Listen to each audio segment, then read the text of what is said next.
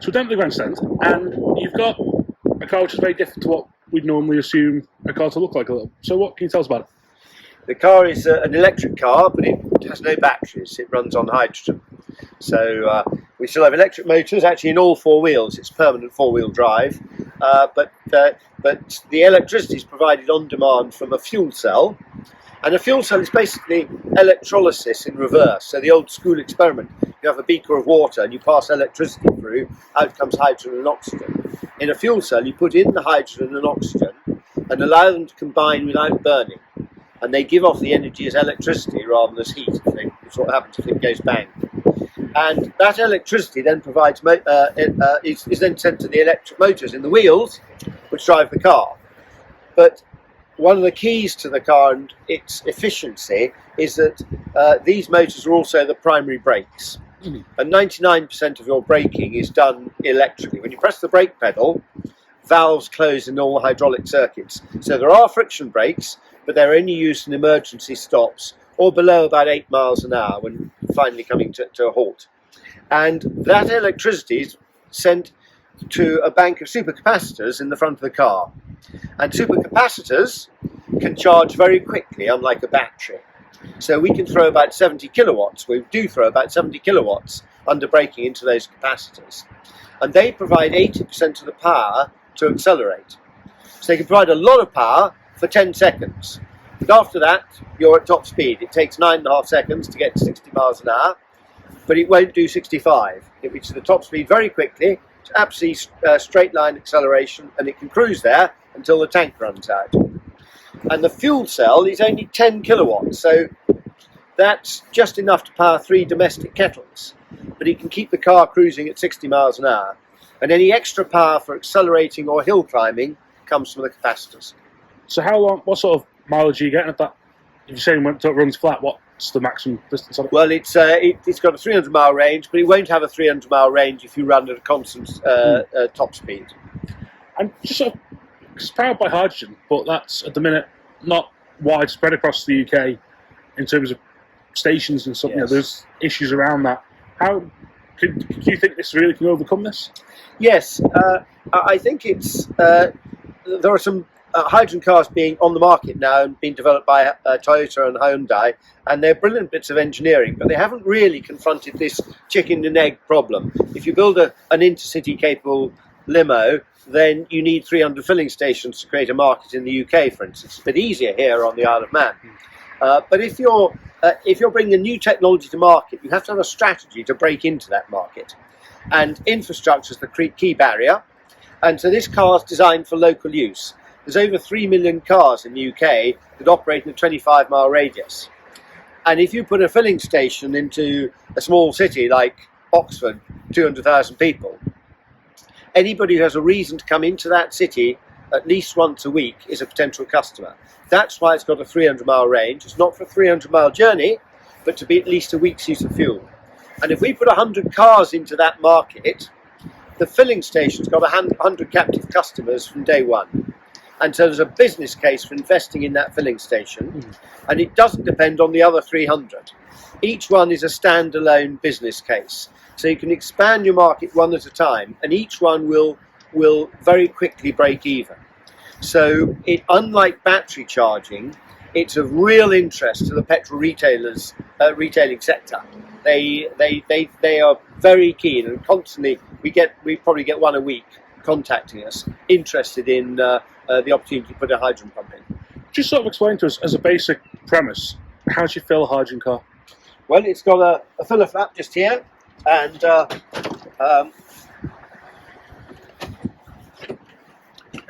so there's the filler flap, and you take off that, put a hose on, you turn the handle 90 degrees, it's like a bayonet fitting light bulb, you step back to the pump and you press a button on the pump, and it fills in about 3 minutes. So it's still sort of longer than petrol, but still a lot quicker than electric? Well, it's probably slightly quicker than petrol, actually, and it has all the convenience and flexibility that we've come to expect from petrol. You don't have limited range problems, you don't have the dependence of range on weather conditions, and also you have a quick refueling time. So it actually requires no behaviour change at all to move from petrol to hydrogen. True. So the company itself, what's the company involved in it all? The company is called Riversimple, and I set that up just over 20 years ago. And for the last 20 years, we've been developing the technology to bring hydrogen cars to market, and also as much work on the business models of how to break into the market. The technology is so different that we need to build a different sort of car. This is why the one advantage we have is being a startup is we have no legacy constraints. We don't have to try and shoehorn hydrogen into the sort of cars that we've optimised around petrol engines for the last 100 years. But also, we're never going to sell a car. We're only ever going to sell a service contract. Now, it's very much like taking a car on a PCP today, where typically you'll have the car for 3 years, you regard it as your car. The title actually belongs to the finance house who's financing the car, but you still regard it as your car. And in our case, it'll be very much the same. It can be your car in your garage or on your drive. At the end of the 3-year contract, during the contract, you pay a monthly direct debit with a fixed price element and a mileage rate. And the mileage rate we're thinking indicatively is 18 pence a mile. And so all your costs of motoring are entirely predictable. It covers everything. It includes not just all the maintenance and so on, but it includes insurance, it includes fuel. So when you fill up, you don't even pay. And at the end of the contract, the car comes back to us, but we don't sell it into the second-hand trade. We provide a second, a third, a fourth-hand user. And even if you're the fourth-hand user, you will pay on the same basis with a lower fixed price element, but you will know what your motoring is going to cost you. If it's 10 years old, you're not facing the risk of a component failure taking the car off the road. But as a basic model, what is the price difference between building a car like this and building a normal car?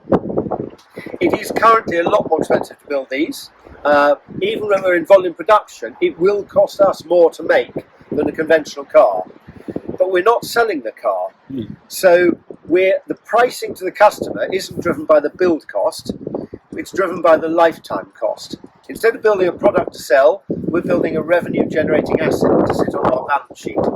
And the cheaper we can, the longer we can make the car last, the cheaper it is to operate, the more efficient, the lower maintenance, the more competitive we are. We also know it's going to be ours at end of life, so we can design it, we do design it for maximum recovery of value. And it's not just raw materials, but components like motors and fuel cells that can be refurbished and used in another car. And because of that, it means that we can amortize the build cost over a very long period, and a higher build cost is offset by longer revenue streams, all of which come to us, lower operating costs, and an end-of-life credit rather than a liability.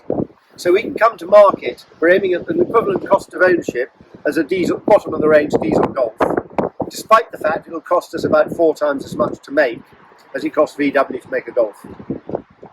I just, so finally, what about interior? What can people expect in the interior? Interior, so gadgets, basically. Yes.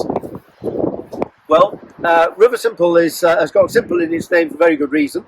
We want to really excel on what people need from a car, and we're not offering a lot of bells and whistles. In actual fact, we believe that the complexity of modern cars and the thickness of the manual to understand all the functionalities available is actually a turn off for some people. And we want to deliver a product that does everything you need, but offers nothing that you don't, is incredibly simple and intuitive to operate. It's comfortable, it's safe, it's warm, it's fun to drive, it's an equivalent cost of ownership, it's more convenient to own and to operate than a conventional car, and but it doesn't offer a lot of functionality that 90% of users are never going to use. And it does allow us to put more attention into the things we do have. There are fewer of them, and the interior quality, we're aiming at a higher level of quality that you would expect from a relatively cheap